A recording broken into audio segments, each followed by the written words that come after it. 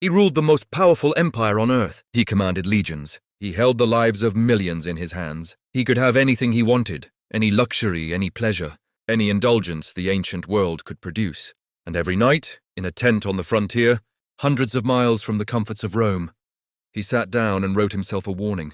Not a victory speech, not a list of conquests. A warning. You could leave life right now, he told himself.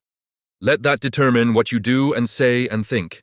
This was Marcus Aurelius, Emperor of Rome, and the words he left behind, scribbled in a journal never meant for anyone else's eyes, would become one of the most quietly devastating psychological playbooks ever written, because buried in those private pages is a single idea. One lesson repeated in 100 different forms that modern psychology is only now starting to prove correct. It's the reason some people can lose everything and still function, while others fall apart over a delayed flight. It's the difference between a mind that suffers and a mind that observes. And by the end of this video, you're going to understand it well enough to use it the next time your own life tries to convince you that you're not okay. Today on Downtown Success, The Psychology of Happiness, Marcus Aurelius' greatest lesson. Part 1. The man who had everything and wanted nothing. To understand the lesson, you first have to understand the man, because his biography is the proof of concept. Marcus Aurelius was born in 121 AD into a wealthy, connected Roman family. He was adopted into the imperial line as a teenager, groomed for power almost his entire life, and became emperor in 161 AD, a position most human beings throughout history have only fantasized about. But his reign was not a victory lap. It was one of the most punishing periods any Roman emperor had faced. A war with the Parthian Empire dragged on for years. A devastating plague, possibly smallpox, swept through the empire and may have killed up to 5 million people, including members of his own family.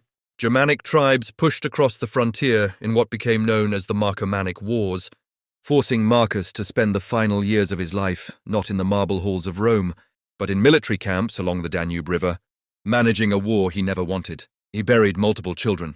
He dealt with the betrayal of a trusted general who tried to seize the throne. While Marcus was still alive, he governed through famine, flood, and disease. And he did all of this while holding, by ancient standards, unlimited power, the kind of power that historically turns men into tyrants, hedonists, or both. Marcus became neither. Instead, in the middle of all this chaos, in a leather-walled tent lit by oil lamps, he wrote to himself. Not for an audience, not for history.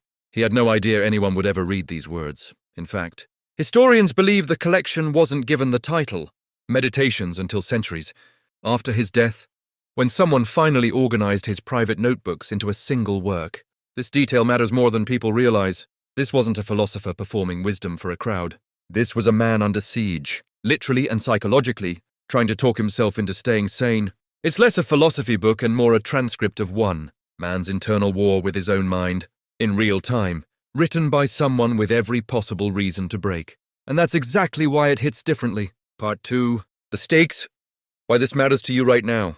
Here's the part most people miss. When they hear ancient Roman philosophy, they assume it's irrelevant, distant, a museum piece. But strip away the togas and the Latin and ask yourself this question. What actually causes suffering in your life on a Tuesday afternoon? It's rarely the big catastrophic events. Those are rare. What actually erodes your happiness day after day is smaller and stranger than that. It's the traffic that makes you 15 minutes late. It's the co-worker who took credit for your idea in a meeting. It's the notification that someone unfollowed you. It's the comment section under a post you spent hours making.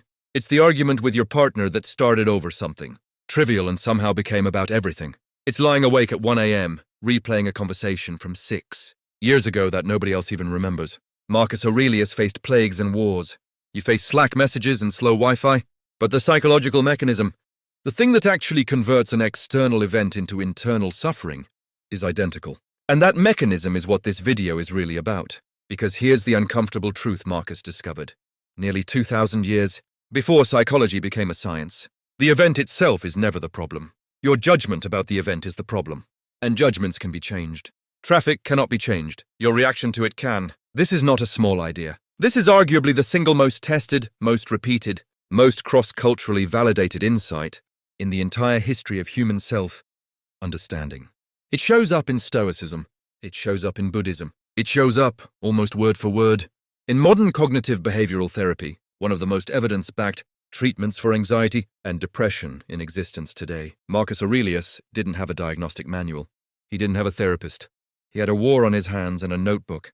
And what he figured out in that notebook is what we're about to break down, piece by piece. Part 3. The proof why we should actually trust this. Before we go further, it's worth asking, why should any of this carry weight? Why is a 2,000-year-old journal worth more attention than the latest self-help book on the shelf? A few reasons. First, Marcus Aurelius had nothing to sell. He wasn't building a personal brand. He wasn't monetizing a philosophy. These were private notes written under real duress, which makes them one of the most unfiltered psychological documents in existence. There's no performance in these pages, just a man rehearsing the arguments he needed to survive his own mind. Second, his philosophy wasn't invented by him. He was working from a tradition, Stoicism, founded roughly 400 years earlier by a merchant named Zeno of Citium, refined by thinkers like Chrysippus, Epictetus, and Seneca. Marcus was, in effect, applying a battle-tested psychological operating system to his own extreme circumstances and reporting back on whether it held up. It did.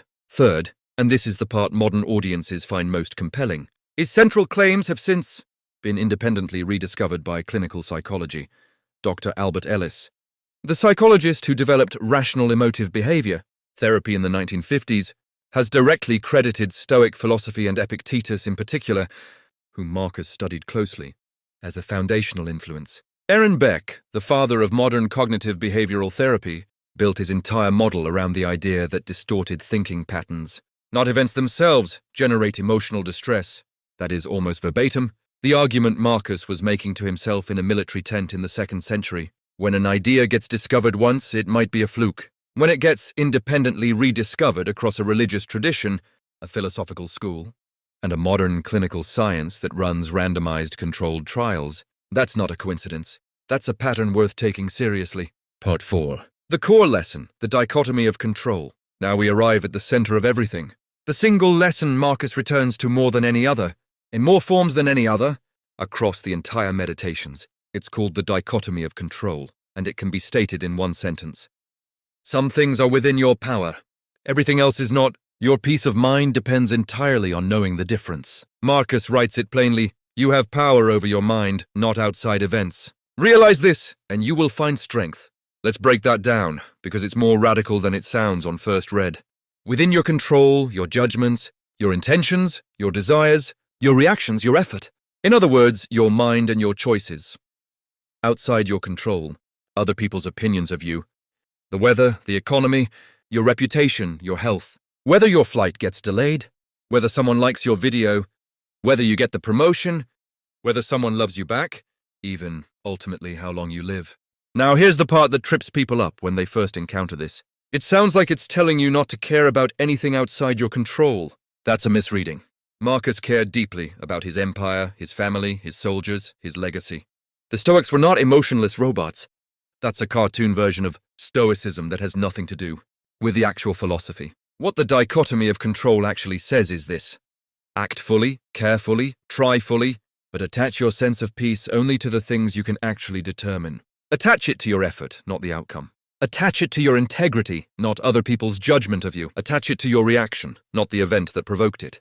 Marcus gives us a perfect image of this in one of his most famous lines. The cucumber is bitter? Then throw it out. There are brambles in the path? Then go around them. That's all you need to know. Nothing more. Notice what he's not saying. He's not saying, convince yourself the cucumber isn't bitter. He's not saying, pretend the brambles aren't there. He's saying, acknowledge reality exactly as it is, then respond with the smallest, most useful action available to you, and stop generating a second layer of suffering on top of the first. This is the psychological move that changes everything. There is the event, and then there is your story about the event. The event is often outside your control. The story is always 100% inside it. Part 5. The first beat why we suffer twice. Here's where the lesson gets uncomfortably specific. Because Marcus doesn't just describe the principle, he shows you exactly how you violate it, every single day without noticing. Think about the last time something genuinely irritating happened to you. Maybe someone cut you off in traffic. Let's use that because it's universal. The event, a car cuts in front of you. That's it. That's the entire objective event. 2 vehicles, a few feet of asphalt, 3 seconds of time. But notice what actually happens in your mind afterward. You don't just register the event and move on. You generate a story. That guy is so selfish. People have no respect anymore. This is exactly why I hate driving in this city. This kind of thing always happens to me. And now you're gripping the wheel. Your heart rate is up.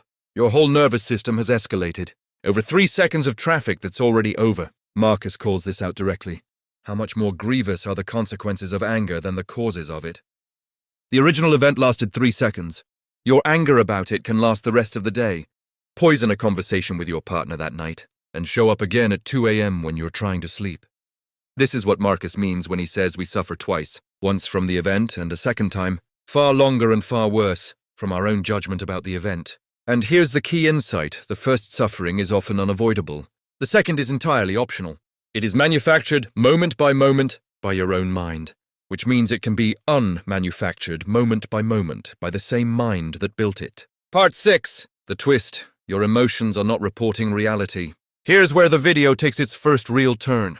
Because most people assume their emotional reactions are simply an accurate readout of what happened. If I feel devastated, something devastating must have occurred. If I feel furious, something outrageous must have happened. Marcus's most radical claim is that this is false. Emotions are not a neutral report on reality. They are a downstream product of judgment, and judgment can be wrong, exaggerated, or simply optional. He writes, your ability to control your thoughts, treat it with respect. It's all that protects your mind from false perceptions. Consider 2 people invited to the same party. One is thrilled, new people, new energy, an opportunity. The other is dreading it, anxiety, dread, imagined humiliation. Same party, same guest list, same room, 2 completely different emotional universes, generated entirely by 2 different interpretations of an identical event. If the party itself caused the emotion, both people would feel the same thing. They don't. Which means the party isn't the source of the feeling. The judgment about the party is. This single realization is what modern therapists call cognitive reframing, and it's one of the most well-studied interventions in clinical psychology. But Marcus wasn't writing a therapy manual. He was trying to survive command of an empire during a plague, and he needed this insight to function. The stakes of getting it wrong, for him, were existential, which is exactly why he tested it so relentlessly, in journal entry after journal entry, until it held. Part 7. What to do with the things you cannot control. So if you can't control the traffic, the diagnosis, the layoff, the breakup, the war, what exactly are you supposed to do with all of that? Marcus doesn't tell you to suppress your feelings about these things. He tells you to focus your energy exclusively on the part of the equation you actually own, your response. He writes, the art of living is more like wrestling than dancing, insofar as it stands ready against the accidental and the unforeseen, and is not apt to fall. Notice the metaphor. Not dancing, a controlled, choreographed sequence where you know every step in advance. Wrestling, where your opponent can do something unpredictable at any second. And your job isn't to prevent that, it's to stay balanced no matter what they throw at you. This reframes resilience entirely. You are not supposed to build a life so carefully controlled that nothing bad ever happens. That's impossible, and chasing it will make you anxious and brittle. You're supposed to build a mind so stable that when something bad does happen, and it will, you don't fall over. Marcus, again and again, prepares himself for the worst-case scenario in advance, not out of pessimism but as a kind of psychological inoculation.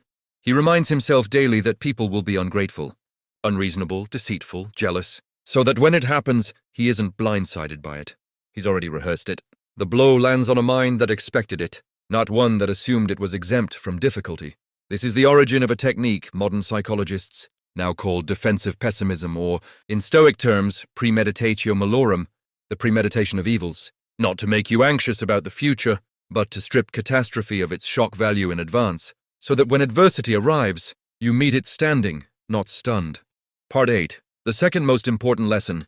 You don't owe the world your approval seeking.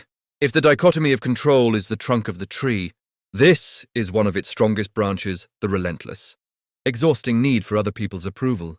Marcus writes something almost shockingly blunt for an emperor, whose entire public life depended on being loved by the Senate, the army, and the people. It doesn't matter how good a life you've led. There'll still be people standing around the bed who will welcome the sad event. Translation: no matter how well you live, no matter how much good you do, some people will be glad when you're gone. This isn't cynicism, it's liberation. Because if universal approval is mathematically impossible, and it is, then chasing it isn't a noble goal. It's a trap with no exit. Think about how much of modern life is built entirely around this trap. The algorithm rewards you for chasing approval. Every platform is engineered to make you check whether people liked what you said, wore, posted, believed, and the psychological cost of this is measurable. Studies on social media use consistently link heavy engagement in approval-seeking behavior, with higher rates of anxiety and lower self-reported life satisfaction. Marcus's answer isn't to stop caring what happens to other people. Remember, this was a man who genuinely tried to govern well and cared about the well-being of his empire. His answer is to stop outsourcing your sense of self-worth to a jury that will never reach a unanimous verdict, because that jury doesn't exist. Someone somewhere will always disapprove of you for your beliefs, your choices, your face, your success, your failure. The moment you accept that as a fixed law of human society rather than a personal failing, an enormous weight lifts. Part 9. The role of gratitude in a mind under siege. Here's a detail people often skip past too quickly. Marcus wrote most of Meditations during what was, quite literally, one of the worst periods in Roman history. The Antonine Plague, ongoing war, and personal grief piling on top of each other. And yet, one of his recurring instructions to himself is gratitude. Take full account of what excellencies you possess, and in gratitude remember how you would hanker after them if you had them not. This is not toxic positivity. He's not telling himself to ignore the plague or pretend the war isn't happening. He's doing something more precise, directing his attention deliberately toward what remains intact, because the mind left unmanaged will default to scanning for threats and lack. This is actually consistent with what modern psychology calls negativity bias, the well-documented tendency of the human brain to weight negative information more heavily than positive information, a survival mechanism that kept our ancestors alive around predators, but that, in modern life, mostly just keeps us miserable. Marcus is essentially running a manual override on his own negativity bias, thousands of years before anyone had a name for it. Not by denying hardship, but by refusing to let hardship monopolize his entire field of attention. He is choosing, deliberately and repeatedly, to notice what he still has: his mind, his discipline, his relationships, his ability to act, even while surrounded by loss. Part 10. Why judging others is a trap, and what to do instead. There's a section of Meditations that feels almost startlingly modern in its compassion. Marcus writes, "People exist for each other. You can instruct them or tolerate them. Notice the framing, not punish them. Not cut them off in your heart. Instruct or tolerate." Marcus is acknowledging something most of us resist admitting. Other people are not going to behave the way you want them to, and your job is not to control them into compliance. Your job is either to help them see a better way, calmly, or to accept that you cannot, and let it go. This connects directly back to the dichotomy of control. Other people's choices are, definitionally, not within your power. You can influence. You cannot command. The moment you demand that other people behave correctly as a precondition for your own peace, you've handed your happiness to someone who was never applying for the job of managing it. Part 11. The final revelation, the shortness of life as fuel, not fear. We're now approaching the lesson Marcus returns to more than any other single idea in the entire text. More than duty, more than gratitude, more than tolerance. It's mortality, not as though thou hadst thousands of years to live. Death hangs over thee, whilst yet thou livest, whilst thou mayest be good. At first glance this sounds bleak, an emperor obsessively reminding himself that he's going to die. But read it again, slower. This isn't despair. It's urgency. It's the psychological equivalent of a deadline. And deadlines are, whether we like it or not, one of the most powerful motivators the human mind responds to. Marcus uses the certainty of death not to spiral into dread, but to strip away exactly the kind of procrastination and self-deception most of us live inside. Without noticing, I'll fix things with my father tomorrow.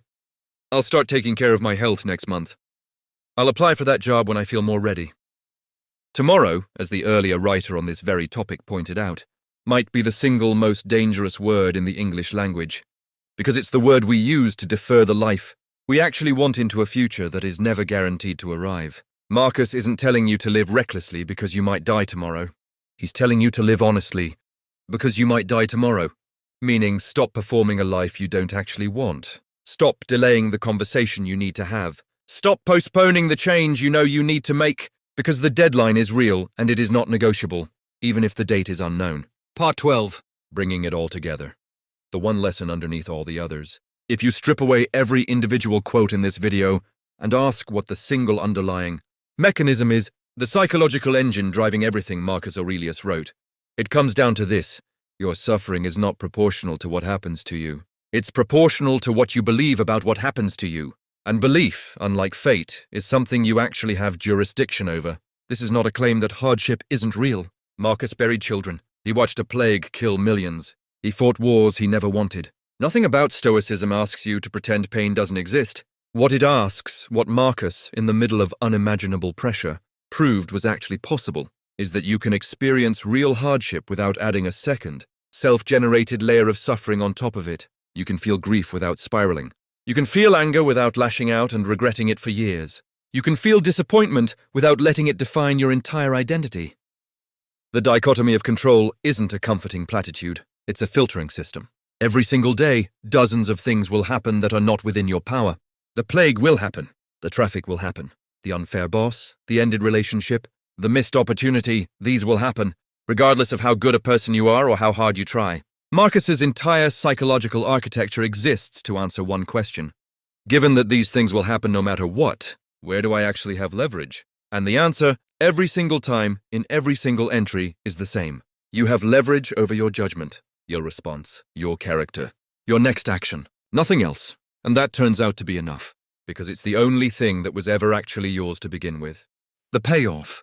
Marcus Aurelius died in 180 AD, in a military camp, still fighting a war he never wanted, still writing to himself in private, still practicing a discipline he had spent decades refining and never fully mastered, because that was never the point. The meditations aren't the record of a man who solved his own mind. They're the record of a man who kept showing up to the same internal argument, night after night, for years, because he understood something that most of us take a lifetime to even glimpse. Peace isn't something you arrive at once and keep forever. It's a discipline you practice, lose and return to over and over. For as long as you're alive, the empire he built didn't survive intact. The wars he fought were eventually forgotten by most of the world. But the notebook he never meant for anyone to read outlived all of it. Because he wasn't writing about being an emperor. He was writing about being a mind. Trying to stay clear, honest, and steady inside a world that was never going to cooperate. That's the real inheritance here. Not a throne. Not an empire. A method, one you can start using today.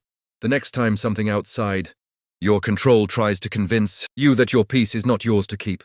If this video helped you see your own mind a little differently, make sure to check out our other video.